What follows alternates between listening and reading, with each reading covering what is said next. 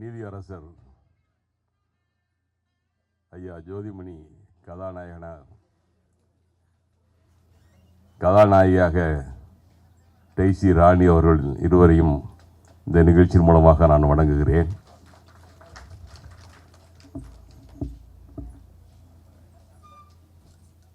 நிகழ்ச்சியில் தலைமையேற்று சிறப்பாக நடத்தி கொண்டிருக்கிற அவர் ஒரு வரியில் சொல்ல முடியாதுன்னு நினைக்கிறேன், ஒரு 4-5 வரி போட்டிருக்காங்க. குறிப்பாக டாக்டர் ஈகை என் அன்பிற்கினிய சகோதரர் கருணாகரன் அவர்களே, அனைவரையும் இங்கே வரவேற்றிருக்கிற பாண்டிச்சேரி முதலமைச்சராக ஒரு பட்டம் கொடுத்தாருன்னு சொன்னாங்க. அதான் விழா வேந்தர்னு சொல்லக்கூடிய அந்த பட்டத்தை அடைமொழியாக வைத்திருக்கிற தம்பி பாஸ்கர் அவர்களே, இந்த நிகழ்வுக்கு காரணமாக இருக்கிற மலைகளின் இளவரசியாக இருக்கிற கொடைக்கானலில் பிறந்து வளர்ந்து சென்னையிலே தமிழ் கொடி நாட்டிக்கொண்டிருக்கிற இலக்கிய திறனாய்வாளர் என் அன்பிற்கினிய சகோதரர் நூலாசிரியர் காந்தி அவருடைய பெரும் முயற்சியினால் இந்த பவள விழா மலரை உருவாக்கிய பெருமைக்குரியவர் அவரை இந்த நேரத்தில் நான் வணங்குகிறேன். நிகழ்ச்சியில் கலந்து கொண்டு முத்தமிழ் சங்கத்தினுடைய மலேசியா பொதுச் செயலாளர் முத்தமிழ் சுடர் கரு பன்னீர்செல்வம் அவர்களே, சிங்கப்பூர் எழுத்தாளர் சங்கத்தினுடைய மேனான் தலைவர் திரு நா ஆண்டியப்பன் அவர்களே, நக்கீரன் தமிழ்ச்சங்கத்தினுடைய கௌரவ தலைவர் டாக்டர் ஓம் உலகநாதன் அவர்களே,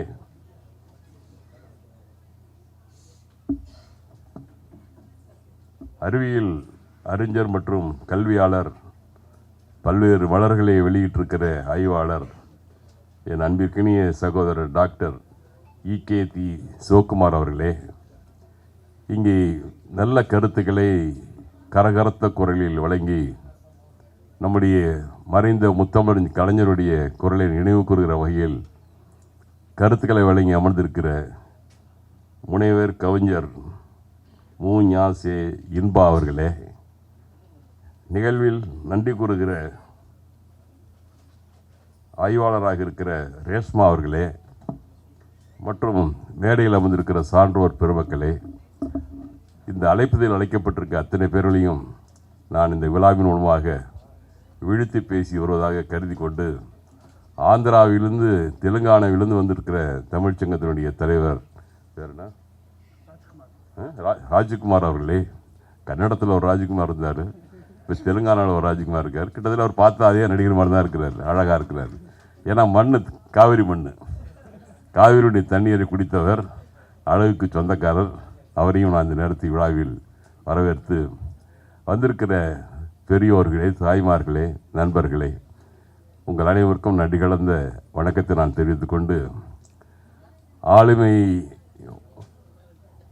அறிந்திருக்கிற இந்த அரங்கம், பகுத்தறிவாளர்கள் பகுந்திருக்கிற இந்த அரங்கம், கல்வியாளர்கள் நிறைந்திருக்கிற இந்த அரங்கம், இந்த அரங்கத்தில் நானும் பேசுவதற்கு ஒரு வாய்ப்பு கொடுத்திருக்கிற ஐயா காந்தி அவர்களையும் பாஸ்கர் அவர்களையும் நான் மீண்டும் ஒரு முறை நன்றி கூறுகிறேன். காரணம், என் உயரம் என்னவென்று எனக்கு தெரியும், ஆனால் நான் என் எல்லையை தாண்டுவதில்லை.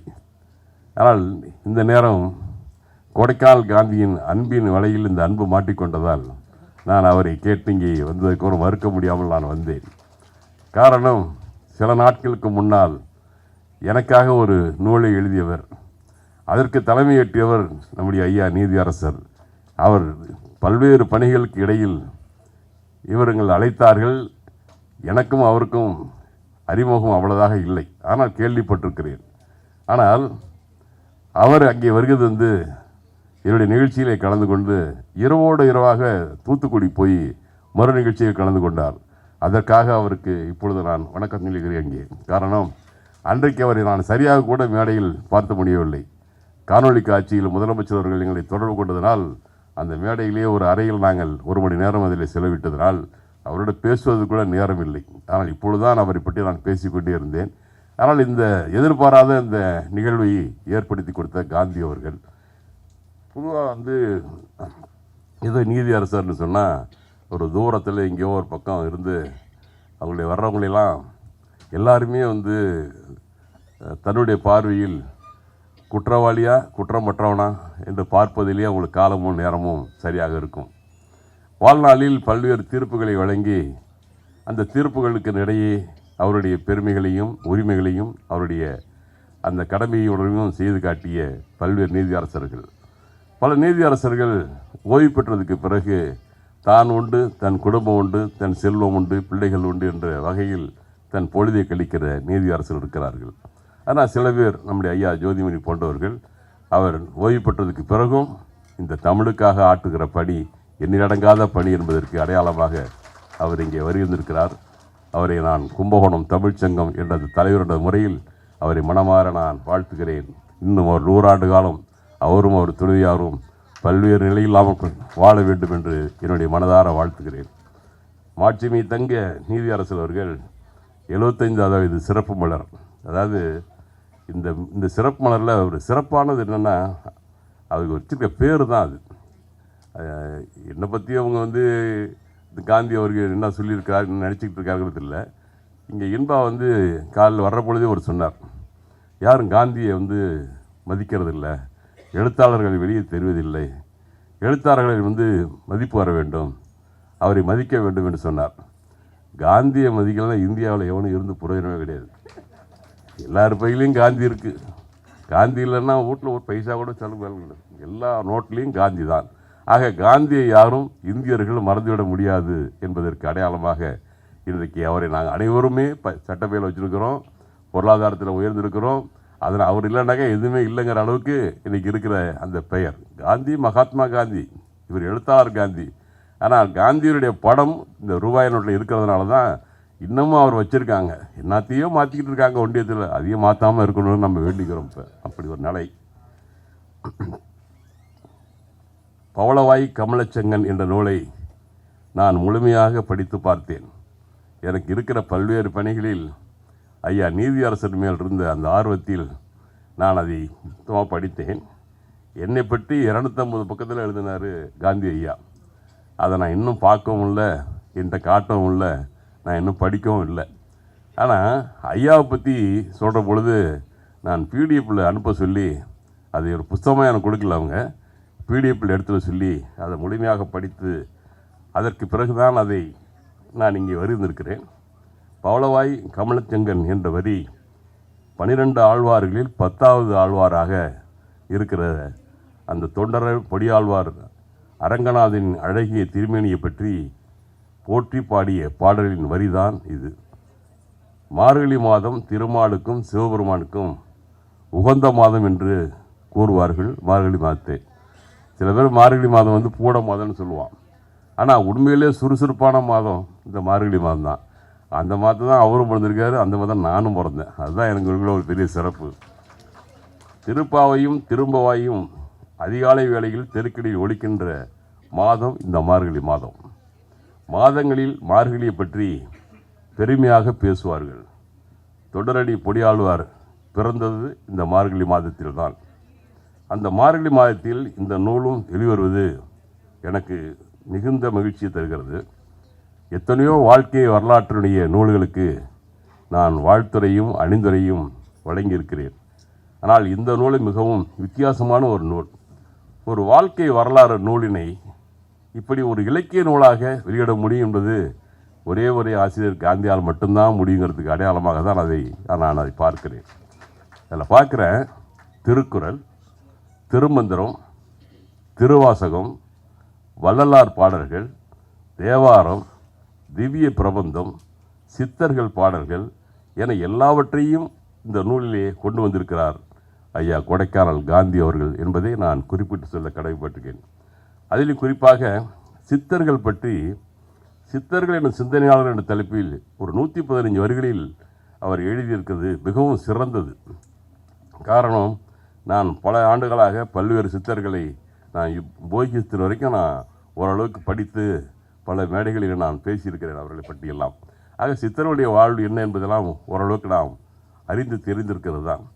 ஒன்றே குலம் ஒருவனே தேவன் என்று உலகிற்கே முதலில் சொல்லி வைத்தவர் சித்தர்கள் தான். அதில் எந்த மாற்று கருத்தும் சொல்ல முடியாது. தெய்வத்தமிழ் பேசியவர்களும் அந்த மையத்தில், மனித தமிழ் பேசிய சிந்தனையாளர்கள் சித்தர்கள் தான். இந்த ஒரே ஒரு அதில் வார்த்தை பார்த்தேன், சுற்றி வந்து முணுமுணுத்து சொல்லும் மந்திரம் ஏதடா, நட்டக்கல்லும் பேசுமோ நாதன் ஒன் இருக்கையில் என்ற பகுத்தறிவு சித்தர்கள் வரையில் மிக மிக அற்புதமாக எழுதியிருக்கிறார் நம்முடைய கொடைக்கானல் காந்தி அவர்கள். நீதியரசருடைய வாழ்க்கையின் வரலாற்றினுடைய 75 கேள்வி கேட்டிருக்கார் அவர்கிட்ட. 75 கேள்விகளுக்கும் அவர் சொன்ன பதில தான் இந்த புஸ்தகம்.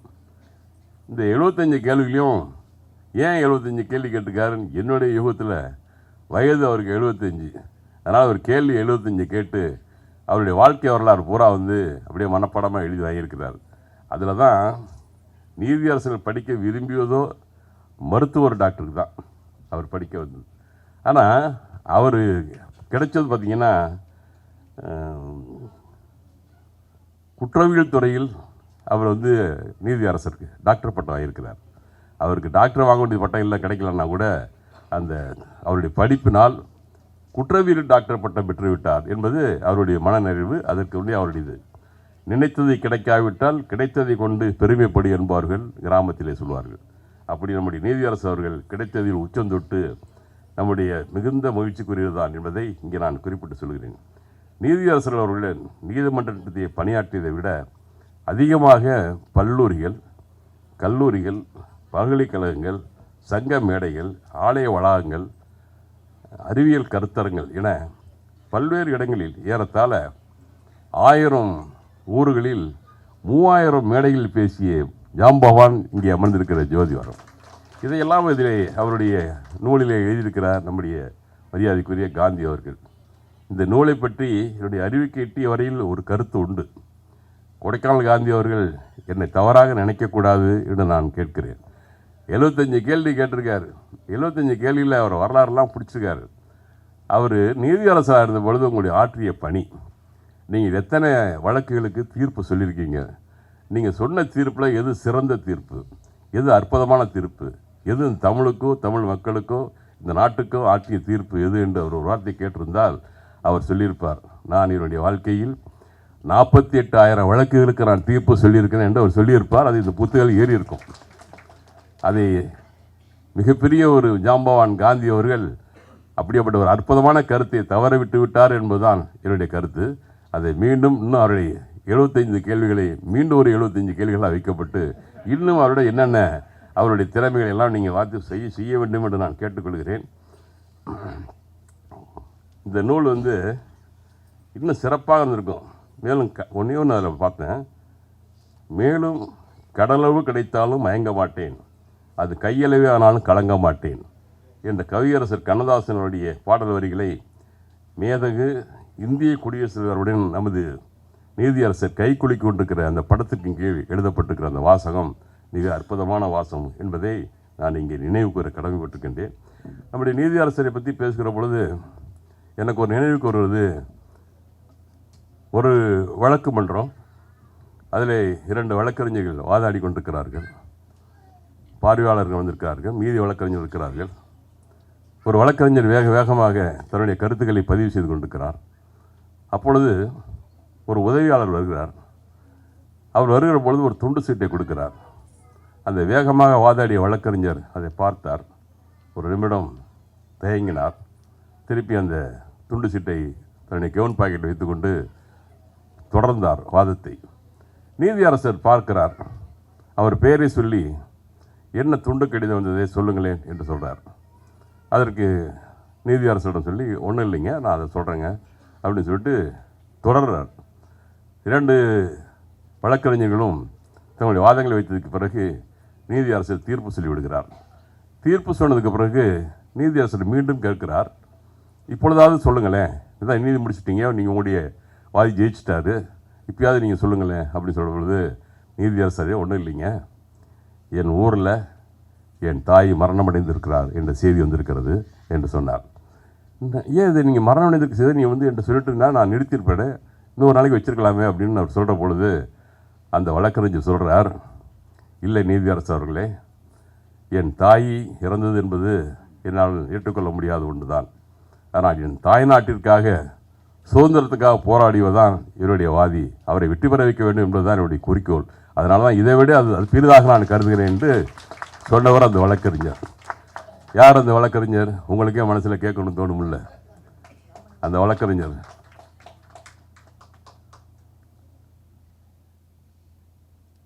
இரும்பு மனிதராக இருந்த வல்லபாய் பட்டேல், சர்தார் வல்லபாய் பட்டேல். அந்த வழக்கறிஞர் தான் அண்டவர். தான் தாய்நாட்டுக்காக உழைத்த, தான் தாய்நாட்டுக்காக ஒரு சிறை சென்றவர், ஒரு தாய்நாட்டுக்காக இருக்கிற அந்த அவரை காப்பாற்ற வேண்டும் என்ற அந்த முயற்சியில் தான் தாய் இறந்ததை கூட பார்க்காமல் அதை பின்னாடி பார்த்துக்கொள்ளலாம் என்று சொல்லிட்டு அதை வழக்காடிய பெருமைக்குரியவர் நம்முடைய வல்லபாய் பட்டேல். அது எதுக்கு சொல்கிறேன்னு சொன்னால், ஒரு நீதியரசர் பல தடவை கேட்டும் கூட அதை சொல்லாமல் அந்த வழக்கில் மூவடைந்து அதற்கு பிறகு அவர் தன்னுடைய தாய் இறந்ததை அழுது கொண்டே அவர் செல்கிறார்.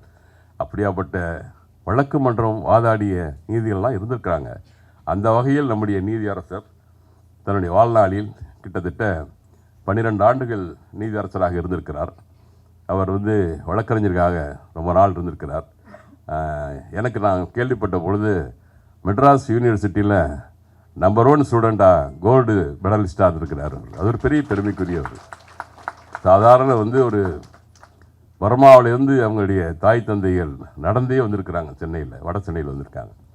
அங்கே இருந்தவர் அதற்கு பிறகு அவர் அந்த குடும்பத்திலிருந்து படித்து இன்றைக்கு இந்த உயர்ந்த இடத்தில் வந்திருக்கிறார் என்று சொன்னால் அவருடைய புகழ் மேலும் மேலும் என்றைக்கும் நம்முடைய தமிழுக்காக ஆற்ற வேண்டும் என்பதற்கு அடையாளமாக இங்கே இன்பா சொன்னார். நான் இந்த இன்பா, காந்தி, பாஸ்கர் இவரெல்லாம் நான் இப்போ தான் ஒரு 20 நாளைக்கு முன்னால் தான் சந்திச்சிருக்கிறேன். எனக்கு இவர்களுக்கும் எந்த தொடர்பும் இல்லை. ஆனால் நான் கும்பகோணம் தமிழ்ச்சங்கம் தலைவராக ஏற்கப்பட்டு பல நாடுகளுக்கு சென்றிருக்கிறேன். ஆனால் இதுவரைக்கும் தெலுங்கானா போனதில்லை. தெலுங்கானாவில் எங்களுடைய சகோதரர் திருவியார் சகோதரர் இருக்கிறார் என்பது எனக்கு தெரியவில்லை. பல நாடுகளுக்கு நான் சென்றிருக்கிறேன். இந்த கும்பகோணம் தமிழ்ச்சங்கம் பல நாடுகளில் தன்னை கொடியை நாட்டியிருக்கிறது. ஆனால் இன்றைக்கு சென்னையிலேயும் ஐயா ஜோதிவனுடைய இந்த நிகழ்வில் கலந்து கொள்வதில் நான் மகிழ்ச்சி அடைகிறேன். நான் மேடையில் இருக்கிற பொழுது ஒரு குறையே என் கண்ணில் பட்டது. அதை நிறைவு செஞ்சார் காந்தி. காந்தி செஞ்சாரா அல்லது நம்முடைய கருணாகரன் செய்தாரா என்று தெரியவில்லை. ஒரு பவள விழா காணுவோர்களை தனியாக அவர் அமர்வித்தது என்பது ஒரு கொடுமையான ஒரு செய்தி. அப்புறம் இனிமையான செய்தி என்னதுன்னா, டெய்ஸ்ராணியை கொண்டாந்து வச்சது அது இனிமையான செய்தி. அப்புறம் பார்த்தீங்கன்னா கருணாகரனுடைய மனைவி வர சொன்னார், இனிமையான செய்தி. ஆனால் கொடைக்கானல் காந்தியுடைய துணைவர் என்ன செய்தார்? அவரையும் மேலே அனுப்பித்திருக்கலாமே. அப்போ அமைந்தால் இன்னும் நான் 3 துணைமார்களும் மேடையில் அமர்ந்திருப்பார்களே என்ற ஒரு மகிழ்வு. இனி வருங்காலத்தில் அப்படிலாம் ஒரு ஜோடியாக வர்றவங்களை பிரிக்காதீங்க. தமிழ்ச்சங்கம் என்றைக்கும் யாரையும் பிரித்து பழக்கம் இல்லை, எல்லாரையும் இணைத்து தான் பழக்கம் என்பதற்கு அடையாளமாக இன்றைக்கு நாம் ஒன்று கூடியிருக்கிறோம். இப்படி நல்ல ஒரு விழாவில் கலந்து கொண்டதில் நான் மகிழ்ச்சி அடைகிறேன். காந்தியும் ஐயா பாஸ்கரும் காலையில் நான் அழைக்கப்பட்டு என்னுடைய இல்லத்திற்கு வந்தார்கள். நாங்கள் எல்லாம் உணவு அருந்திட்டு பேசினேன். அப்போ நான் சொன்னேன், எனக்கு ஏராளமான வேலை, இன்றைக்கி நீங்கள் கூப்பிடனா வரவே மாட்டேன், ஆனால் என்னை விரைவாக விட்டுருங்கன்னு சொன்னேன். காலம் கண் போன்றது, கடமை கண் போன்றது என்று ஆனால் சொன்னேன். ஆனால் அற்புதமாக முடியும். பாஸ்கர் மாதிரி ஒரு அழகாக பேசுகிறதுக்கு ஆள் கிடையாது. அப்படியே அது இப்படி ஒரு மீடியா பாஸ்கர் கொஞ்சம் தெரியல எனக்கு. அது யாருன்னு கேட்கணும். அது அப்படியே மீடியாவில் நேரடியாக வர்ற மாதிரி தான் பேசினார். நீ கவலைப்படாங்க, கரெக்டாக 6 மணிக்கு ஆரம்பிச்சிடுவோம், நீ ஒரு 1/2 மணி நேரம் போயிடுங்க நீங்கன்ட்டார். ஆனால் இவ்வளோ அற்புதமாக சொல்கிறாரு. நான் எந்த தமிழ்ச்சங்கத்தையும் இப்படி பார்த்ததில்லை. ஏன்னா கூப்பிடுவாங்க, வாங்க வாங்க வாங்கன்னு கூப்பிடுவாங்க, ஆனால் போங்கன்னு சொல்லவே மாட்டாங்க. உங்களுக்கு இப்போ முடிஞ்சிருச்சுன்னு சொல்லவே மாட்டாங்க. இது என் வாழ்நாளில் பட்ட அனுபவம். அதனால் இது மாதிரி விழாக்கெல்லாம் நான் கையெடுத்து கும்பிட்டு, ஐயா என்னை விட்டுருங்க, நான் ஃபீல்டு ஒர்க்கர், உழைப்பாளி, ஏழை எளிய மக்களுக்கு, பட்டி தொட்டிகள் இருக்கிற மக்களுக்கெல்லாம் அப்படி செஞ்சுக்கிட்டு இருக்கிறவன், என்னை கொண்டு இப்படி பெரிய பெரிய தொழிலதிபர்லாம் வர இடத்துல போய் உட்கார வச்சுக்கிட்டு என்னுடைய காலத்தை வீணடிச்சதாங்கன்னு சொன்னேன். 1/2 மணி நேரம் தான் உங்களுக்கு. ஆனால் எந்த 1/2 மணி நேரம் சொல்ல அவர் 6லேருந்து 6.5 மணி நேரம் போயிட்டே இருக்குது. பட் எந்த 1/2 மணி நேரம்னு சொல்லாதனால நானும் உங்கள் அன்பினுடைய வலையில் மாட்டிக்கொண்டிருக்கிறேன். நான் அன்பாக உங்களிடம் சொல்லிட்டுறேன், தொடர்ந்து கடைசி வரைக்கும் என்னால் இருக்க முடியாது. நான் இன்னும் 5 மணி நேரம் போனால் தான் என் ஊருக்கு செல்ல முடியும். காலை 6 மணியிலிருந்து என்னுடைய பணிகள் அங்கே தொடரும். தயவுசெய்து மேடையில் இருப்பவர்களும், பவள விழா காணுவர்களும், இங்கே அரங்கத்தில் அமர்ந்தவர்களும் என்னை அருள் கூர்ந்து என்னை மன்னிக்க வேண்டும். உங்களிடம் பிரியாத விடையை பெற்று செல்கிறேன். நன்றி, வணக்கம்.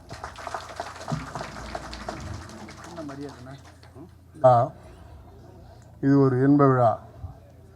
தலைமை பொறுப்பினை ஏற்று உரையாற்றுகின்ற ஒரு மகத்தான வாய்ப்பு நக்கீரன் தமிழ் சங்கத்தின் மூலமாகவும் என்னோடு சேர்ந்து பணியாற்றும் கலைஞர் கட்டிட கட்டுமான மணி மற்றும் அமைப்பு சாரா தொழிற்சங்கத்தின் நிர்வாகிகளும்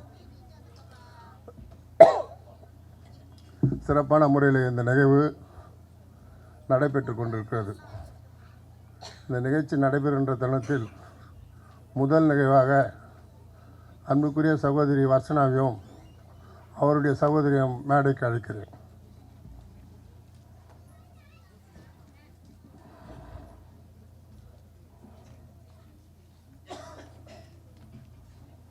இந்த குழந்தைகளுடன் தந்தை எனக்கு மிகவும் வேண்டியவர்.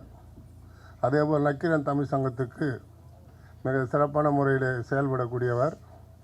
இந்த குழந்தைகள் படிப்பதற்கு கல்லூரியில் பணம் கட்டுவதற்கும் பள்ளியில் பணம் கட்டுவதற்கும் சிரமமாக உள்ளது என்று ஒரு மாதத்திற்கு முன்பாக என்னிடத்தில் எடுத்து கூறினார். பெரிய குழந்தைக்கு 21,000 அவருடைய சகோதரிக்கு 16,000. ஆக இருவருக்கும் அந்த பணத்தை நீதியரசர் மூலம் எங்கள் சங்க நிர்வாகிகள் வழங்குவார்கள்.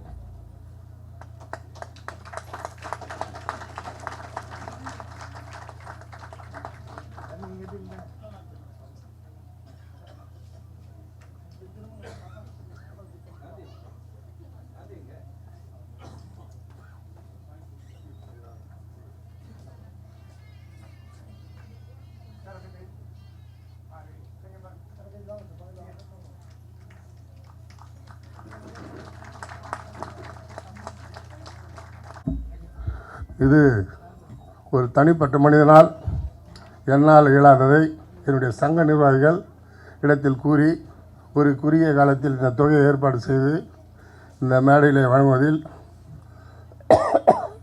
மற்றற்ற மகிழ்ச்சி.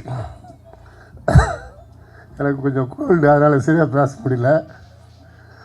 ஐயா நீதியாசரை நான் ஒரு 6 மாதம் முன்னாடி ஒரு நிகழ்ச்சியில் கலந்துட்டு அவர் இடத்துல ஆசீர்வாதம் பெறக்கூடிய ஒரு வாய்ப்பு கிடச்சிது.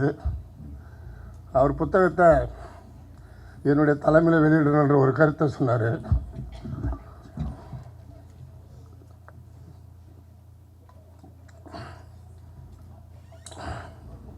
அப்படி ஒரு அரிய வாய்ப்பு இன்று நிறைவேறி இருக்கிறது. அயலகத்தினுடைய தமிழர்கள் எல்லாம் இந்த நிகழ்ச்சியிலே கலந்து கொண்டு சிறப்பான முறையில் ஐயாவுக்கு வாழ்த்து கூறியிருக்கிறார்கள். அதே ஒரு திரளாக கூடியிருக்கும் பெண்மக்களுக்கும் இந்த நிகழ்ச்சிக்கு வருகை தந்திருக்கும் அனைத்து நல்ல உள்ளங்களுக்கும் என் நன்றியினை தெரிவித்துக் கொண்டு வாய்ப்புக்கு நன்றி கூறி விடைபெறுகிறேன். நன்றி, வணக்கம்.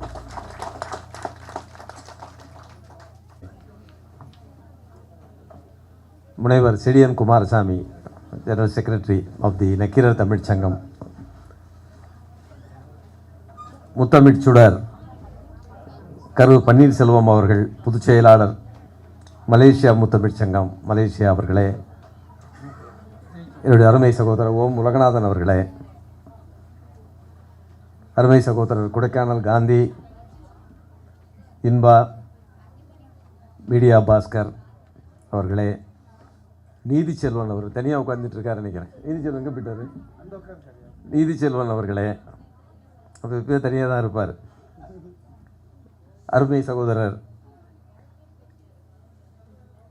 இடிகே புன்கி பெருமாள் அவர்களே, சிவகுமார், இடிகே ப்ரொஃபஸர் டாக்டர் சிவகுமார் அவர்களே, மேடையில் வந்திருக்கின்ற ஆன்றோர்களே, இந்த விழாவை சிறப்பித்திருக்கின்ற பெருமக்களே, தூத்துக்குடியிலிருந்து என்னை வாழ்த்த வந்திருக்கின்ற அருமை சகோதரர்கள் கேப்ரியல், அத்னேசியஸ் உள்ளிட்ட அனைவருக்கும் என்னுடைய அன்பு கலந்த வணக்கத்தினையும் நன்றியையும் தெரிவித்துக் கொள்கிறேன். நன்றி சொல்வதற்கு வார்த்தை இல்லை. ஆனால் மேடையில் புகழ்ந்தவர்களெல்லாம் அவர்களுடைய துறையிலே மிக மிக பெரியவர்களாக நான் அறிவேன். முனைவர் சாக்கோட்டை அன்பழகன் அவர்கள், அவர் சொன்னது போல் எனக்கு ரொம்ப பரிச்சயம் இல்லை. அவருடைய புத்தகத்தை வெளியிடுகின்ற அந்த விழாவிலே தலைமை ஏற்பதற்காக கும்பகோணம் சென்றிருந்தோம். அங்கே பார்த்த பொழுது அது ஒரு பெரிய இன்ப அதிர்ச்சியான ஒரு ஒரு ஒரு நிகழ்வு. அவர் 3 முறை தொடர்ந்து கும்பகோணம் சட்டமன்றத்தின் உறுப்பினராக தேர்ந்தெடுக்கப்பட்டிருக்கிறார்கள் என்பதை நான் அறிந்தேன். அப்பொழுதே அந்த கூட்டத்தில் நான் சொன்னேன், 3 முறை ஒருவர் தொடர்ந்து ஒரே தொகுதியிலே எம்எல்ஏயாக வந்திருக்கிறார் என்று சொன்னால் அவர் நல்லவர் என்பதற்கு அதை காட்டிலும் சான்று எதுவும் இருக்க முடியாது. ஏன்னா நல்லவர் இல்லை என்று சொன்னால் வேறு தொகுதிக்கு போய் விடுவார் பாருங்கள். அவரை அறிந்தவர்கள், அவர் மிகவும் நல்லவர் என்று உணர்ந்தவர்கள், அவர் நம்முடைய தொகுதிக்கு தேவை என்ற மக்கள் அவரை தொடர்ந்து தேர்ந்தெடுக்கிறார் என்று சொன்னால் அதுதான் அவர் நல்லவர் என்பதற்கு சாட்சி. அதைவிட பெரிது காந்தி சொன்னார்கள், அந்த அவரெல்லாம் காலையிலே வந்து விட்டார்கள், அவர் தினந்தோறும் ஒரு 2000 பேருக்கு உணவு அளித்துக் கொண்டிருக்கிறார்கள். வள்ளலாரை பரம்பரையாக கணித்து கொண்டிருக்க என்னை போன்றவர்களுக்கெல்லாம் உணவு வழங்குவதுதான் வாழ்க்கையிலே இன்றைய காலகட்டத்திலே முக்கியம். 2000 பேருக்கு தினந்தோறும் உணவு வழங்குகிற ஒரு கல்யாண மண்டபம் வைத்து அந்த உணவு வழங்குகிறார்.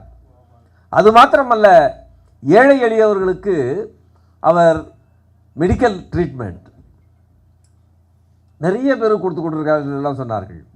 இதெல்லாம் ஒரு சாதாரண விஷயம் அல்ல. ஒரு கட்சியை சார்ந்தவர் என்பதை காட்டிலும் அவர் கும்பகோணத்தை சேர்ந்த ஒரு மாமனிதர் என்பதை உணர்ந்த காரணத்தினால்தான் அவரை பற்றி நம்முடைய காந்தி அவர்கள் எழுதிய புத்தகத்தை வெளியிடுவதற்காக, தலைமை தாங்குவதற்காக நான் தூத்துக்குடியிலிருந்து ஒரு 7 மணி நேரம் பயணம் செய்து அங்கே வந்து இருந்து, அதற்கு பிறகு அப்பொழுது சீஃப் மினிஸ்டர் கூட அவருக்கு ஒரு வீடியோ கால் வந்ததெல்லாம் ஒரு 1 மணி நேரம் ஆகிவிட்டது, வர முடியவில்லை. ஆனால் அவர்கள் என்னை பேசிவிட்டு உடனே செல்ல சொன்னேன். ஏன்னா திரும்பவும் நாம் தூத்துக்குடிக்கு போக வேண்டும். காலையில் 1 மணிக்கு தூத்துக்குடிக்கு திரும்ப சென்றேன். அந்த அந்த அந்த நிகழ்ச்சியை நான் காணும்போது பார்த்தேன், ஒரு மாமனிதர். அந்த மாமனிதர் இந்த புத்தகத்தை வெளியிட்டிருக்கார் என்பது ஒரு பெரிய சிறப்பு. மனிதர்கள் எந்த பதவியில் இருக்கிறார்கள் என்பதை காட்டிலும் மனிதர்கள் எப்படிப்பட்டவர்கள் என்பதை வைத்துத்தான் அவர்களை எடை போட முடியும் என்பதை ஒரு நீதிபதி என்ற முறையிலே இத்தனை ஆண்டு காலம், ஒரு வழக்கறிஞர் என்ற முறையிலே 29 ஆண்டு காலம் நான் உணர்ந்திருக்கிறேன். எந்த பெரிய பதவியில் இருக்கிறவனும் மிக மிக சாதாரண எண்ணம் கொண்டவனாக இருப்பான். சாதாரண குடும்ப இருப்பான், மிகப்பெரிய எண்ணத்தை கொண்டவனாக இருப்பான். அதனால் நாம் பார்த்து வைக்கிறோம். ஸோ அந்த அளவிற்கு நம்முடைய அன்பழகன் அவர்கள் சாக்கோட்டை என்பது அவருடைய ஊர், சாக்கோட்டையார் என்று சொல்வது அவருடைய பக்கத்தில் ஊர், கும்பகோணத்துடைய அருகில் உள்ள ஊர். அந்த ஊரை சேர்ந்த அவர் ஒரு பெரிய மனிதராக இங்கே வந்து வெளியிட்டிருக்கிறார். அது எனக்கு அவர்களெல்லாம் காட்டிய ஒரு மிகப்பெரிய சிறப்பாக நான் கருதுகிறேன். பன்னீர்செல்வம் அவர்கள், மலேசியா நாடு என்று சொன்னால் அவர்கள் சொன்னது போல் தமிழை தாய்மொழியாக பயிற்றுகின்ற மொழியாக இன்றும் நடைபெறுகின்ற ஒரு நிகழ்வு அங்கே மலேசியாவில் இருக்கிறது என்பது சிறப்பு. நாங்கள் மலேசியாவுக்கு சென்ற பொழுது அவர்கள் அளித்த வரவேற்பை பார்க்கும்போது நாங்கள்லாம் பிரமித்து விட்டோம். 5 நாட்கள் தான் இருந்தோம். மலேசியாவின் எல்லா இடங்களிலும் கோலாலம்பூரிலிருந்து ஆரம்பித்து கடாரம் வரை சென்று விட்டோம். எங்கே போனாலும் அவர்கள் காட்டுகிற அன்பை பார்க்கும்பொழுது மிக மிக நிகழ்வாக இருந்தது. அவருடைய முன்னோர்களுடைய கதையில் நான் படித்து பார்த்தேன்.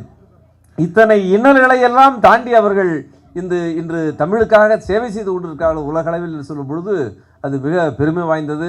குறிப்பாக பன்னீர்செல்வம் அவர்கள் மிகவும் ரொம்ப எங்களுக்கெல்லாம் பிடித்தவர். அந்த அளவுக்கு அவர்கள் எங்களை வாழ்த்துவதற்காக அயலக தமிழர்களுடைய விழா இன்று காலையில் நடந்தது. அந்த விழாவை முடித்துவிட்டு எங்களை வாழ்த்துவதற்காக வந்ததற்காக நான் மிகவும் நன்றியுடனாக இருக்கிறேன். நீங்கள் மிகப்பெரிய மனிதர்கள் மலேசியாவில் இருக்கு. தமிழை வைத்து பார்க்கும் பொழுதுதான் அந்த அளவிலே நீங்கள் உயர்ந்தவர்கள்.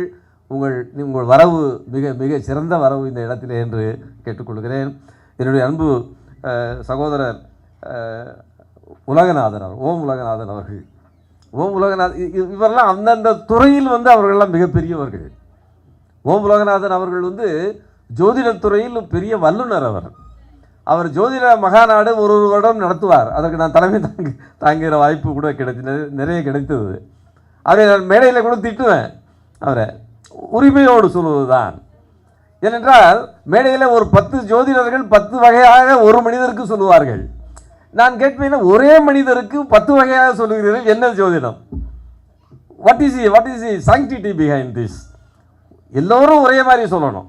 ஆனால் அவர் சொன்னார், கருத்துக்கள் மாறுபடலாம், சட்டத்தில் அது உண்டு. ஒரு நீதிபதி சொல்வதை இன்னொரு நீதிபதி ஒத்துக்கொள்வதில்லை. ஆனால் நீதிமன்றம் ஒன்றுதான். ஆனால் கருத்துக்கள் மாறுபடுகிறது.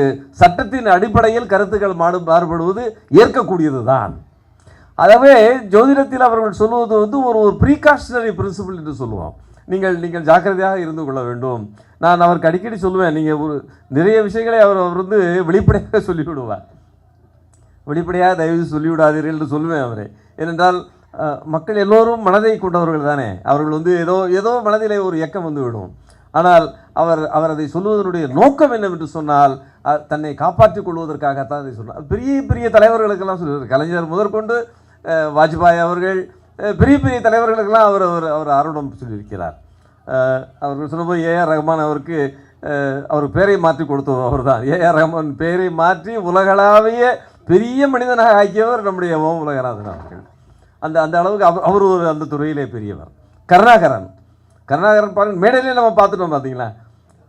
அந்த குழந்தைங்க 2 பேர் எனக்கு முந்தா நாள் சொன்னாங்க. ஒரு கல்லூரியில் ஒரு ஸ்கூலில், ஒரு பெரிய ஸ்கூல், பெரியவர் நடத்துகிற ஸ்கூல், ரொம்ப வேண்டியவர் தான் நமக்கு அவர்.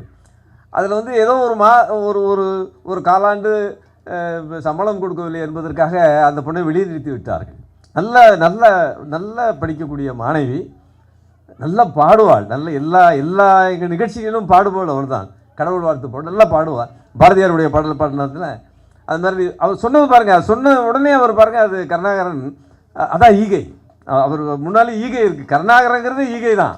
அந்த உடனே அவர் பாருங்கள், அந்த சங்கத்திலிருந்து அதை திரட்டி அந்த பணத்தை கொடுத்து விட்டார்கள் பாருங்கள். அதோடு இங்கே நம்முடைய நிகழ்ச்சி நடத்தினார்கள் பாருங்கள். நம்முடைய சிவகலா நாட்டிய பள்ளியுடைய மாணவிகள் அவர்களை நினைவு கூர்ந்து அவர்களை கௌரவித்திருக்கிறார்கள் என்பது மிக மிக சிறப்பானது. ஆகவே கருணாகரன் மாதிரியானவர்கள், நான் இந்த கட்சியும் சேர்ந்தவன் அல்ல. ஏனென்றால் 75க்கு பிறகு நான் கட்சி எதுவும் இருந்ததில்லை. வக்கீலான பிறகு கட்சியை பற்றி நினைப்பதற்கு எனக்கு வேலை டைம் இல்லை. 29 ஆண்டு ஜட்ஜ் ஆன பிறகு கட்சியை நினைக்க முடியாது. இப்பொழுது கூட நினைப்பதற்கு வேலை நிறைய இருக்குது. இந்த தூத்துக்குடிக்காரங்க நிறைய வேலை கொடுக்குறாங்க. அதில் அது நினைப்பில் இல்லை. ஆனால் கட்சியை தாண்டி ஒரு மனிதனாக இன்றைய தினம் நம்முடைய நண்பர் இருக்கிறார் என்று சொன்னால் அது மிக சிறப்பு வாய்ந்தது. அவர் தலைமையேற்று, கருணாகரன் தலைமையேற்று நடத்துவது எங்களுக்கெல்லாம் மிக மிக பெருமையாக இருக்கிறது. நிறைய பேர் இருக்காங்க. சிவகுமார் அவர் துறையில் அவர் ஒரு சயின்டிஸ்ட். அவர் ஒரு ஃபிசிக்ஸ் இல்லையா, ஃபிசிக்ஸ் தானே, கெமிஸ்ட்ரி அவர் ஒரு அத்தாரிட்டி சப்ஜெக்டில். அண்ணா யூனிவர்சிட்டியில் ரொம்ப நாள் அவர் ப்ரொஃபஸராக இருக்கார். அது பெரிதல்ல. நானும் ப்ரொஃபஸராக இருந்தேன் சட்டத்தில். அது பெரிதல்ல. ஆனால் அவர் செயலை, அவருடைய தாயார் பெயரில் அவர் ஒரு பெரிய அறக்கட்டளை நடத்தி வருகிறார். அந்த அறக்கட்டளையின் மூலமாக ஏழை குழந்தைகளுக்கு அவர் நிறைய செய்கிறார். வருடம் நிறைய செய்கிறார். லட்சக்கணக்கில் செலவு செய்கிறார். படிப்பிற்காக செலவு செய்கிறார், உணவிற்காக செலவு செய்கிறார். இதுதான் மனிதனாக இருக்க வேண்டும். படிக்கிறது எல்லாருக்கும் வந்துடும். கெமிஸ்ட்ரி படிக்கலாம், ஃபிசிக்ஸ் படிக்கலாம், லா படிக்கலாம், அதெல்லாம் ஒன்றும் பதவி வந்துடும். ஆனால் இந்த பதவி வந்தாலும் அந்த பதவி மோகத்தில் நாம் மயங்கி மனிதத்தன்மையை இழக்காமல் இருப்பவர்கள் தான் மனிதர்கள். அந்த வகையிலே சிவகுமார் அவர்கள் மனிதனாக வாழ தகுதியுடையவராக இன்றைய தினம் அவர் இந்த மேடையிலே இருப்பது எங்களுக்கெல்லாம் சிறப்பு. காந்தி, கொடைக்கானல் காந்தி அவரை பற்றி கொஞ்சம் சொல்லணும். அவர் புத்தகத்தை என்னை பற்றி 300 பக்கம் எழுதியிருக்காரு. திருவள்ளுவர் தாத்தாவை பற்றி அவருடைய 75 குறள்களை வைத்து என்னையும் அதை பிணைத்து என்னிடம் 75 கேள்விகளை கேட்டு அந்த பதில்களை அது புனைந்து ரொம்ப அழகாக எழுதியிருக்கிறார்கள். அது டிராஃப்ட் இதில் படித்தது, அது மாற்றிருக்காரா இன்னும் தெரியாது. ஆனால் அவரிடம் ஒரு சாக்கோட்டையா புத்தகம் வெளியிடுகிறோம், என் தலைமையிலே வெளியிடுகிறோம். அந்த புத்தகத்தை பற்றி நான் பேச வேண்டாமா? அவர் என்ன பண்ணுவார், புத்தகத்தை கடைசி வரைக்கும் கொடுக்க மாட்டார். கடைசியில் அன்றைக்கி சொல்ல பிறகு மேடையில் இங்கே நின்ன பிறகு மேடையில் வைக்கிறார் புத்தகத்தை. இப்போ சாக்கோட்டையார் அதை ஒத்துக் கொடுக்கிறார். அவருக்கு கூட இன்னும் கொடுக்கல. அவருடைய புத்தகத்தை அவருக்கு இன்னும் கொடுக்கவில்லை. ஆகவே அவர் ஒரு திறனாய்வாளர் என்பதிலே எந்தவித சந்தேகமும் இல்லை. கலைஞரால் அவருடைய பாசறையில் வளர்ந்தவர் அவர். ஆனால் அரசியல் ரொம்ப அதிகமாக அவர் ஈடுபட இல்லை என்றாலும் கூட கலைஞருடைய அந்த அந்த அந்த அறிவு அவருக்கு நிறைய இருக்குது. ஆனால் அது ரெக்கக்னைசேஷன் கிடைக்கலையோ என்று தோன்றுகிறது. அது உண்மைதான். அது தோன்றுவதற்கு காரணம் என்னவென்று சொன்னால் அவருடைய எழுத்துக்கள் பெரிய அளவிலே வெளியே வர வேண்டும், அது படிக்க வேண்டும். அந்த அந்த முயற்சிகளில் தான் சாக்கோட்டையார் பற்றி புத்தகம் எழுதியது. நம்ம அதுக்கு பிறகு நான் படித்து பார்த்தேன். நீங்கள் கொடுத்த புத்தகம் எடுத்துகிட்டு போயிட்டேன் கொடுக்காம. அது நிச்சயமாக படித்து பார்த்தேன். அதை படித்த பிறகுதான் அந்த மனிதர்களுடைய மாணிக்கங்கள்லாம் வெளியே தெரிகிறது. அந்த மாதிரி இந்த மாதிரி புத்தகங்கள் நிறைய படிக்கிற அளவிற்கு மக்கள் அந்த எண்ணம் வர வேண்டும். வந்தால்தான் இதை போன்ற திறனாய்வு செய்வர்களுக்கெல்லாம் ஒரு ரெக்கக்னிஷன் கிடைக்கும். அந்த அளவிற்கு காந்தி அவர்கள் எப்பொழுதுமே உடல்நலம் சரியில்லை என்றாலும் கூட அவர் அந்த சிந்தனை அந்த தமிழிலே தான் இருக்கும். அவர் என்ன நினைக்கிறாரோ அதை முடித்து விடுவார். அதற்கு பாஸ்கர் பக்கத்திலே இருக்கார். என்ன அவர் சொல்கிறத வந்து செய்து காட்டுவதற்கு பாஸ்கர் எப்பொழுதுமே இருக்கிறார். அந்த அளவிற்கு இவர்கள் ஒரு டீமாக இவர்களாம் ஒரு டீமாக செய்கின்ற காரணத்தினால்தான் இந்த சரித்திரம் படைக்க முடிகிறது. இந்த சரித்திரம் படைத்தவர்கள் சகாப்தம் படைக்க வேண்டும் என்று வாழ்த்துகிறேன். இதன் அடிப்படையில் காந்தி போன்றவர்களாம் நிறைய எழுத வேண்டும், நிறைய விஷயங்கள் மக்களுக்கு தெரிய வேண்டும். நம்மோடு சிவகுமார் இருக்கிறார், பன்னீர்செல்வம் இருக்கிறார், உலகநாதர் இருக்கிறார், கருணாகரன், நிறைய பேர் மேடையில் எல்லாம் பெரிய அந்தந்த துறையை சேர்ந்த மிகப்பெரியவர்கள் அவர்களெல்லாம் நீங்கள் பயன்படுத்திக் கொள்ளுங்கள். அதன் மூலமாக அவருடைய சாதனைகளை இந்த மக்களுக்கு வெளிக்கொணருங்கள். அதன் மூலமாக இந்த குழந்தைகளுக்கு இதை சொல்லுங்கள். நீங்கள் உழைத்தால் மேலே வரலாம் என்ற எண்ணம் இந்த குழந்தைகளுக்கு, இளைஞர்களுக்கு வர வேண்டும் என்ற எண்ணத்தை நீங்கள் கொடுக்க வேண்டும் என்று கேட்டுக்கொண்டு உங்கள் அனைவரையும் வணங்கி வாழ்த்தி அமைகிறேன். நன்றி, வணக்கம். ஏற்புரை வழங்கி விழாவை சிறப்பித்த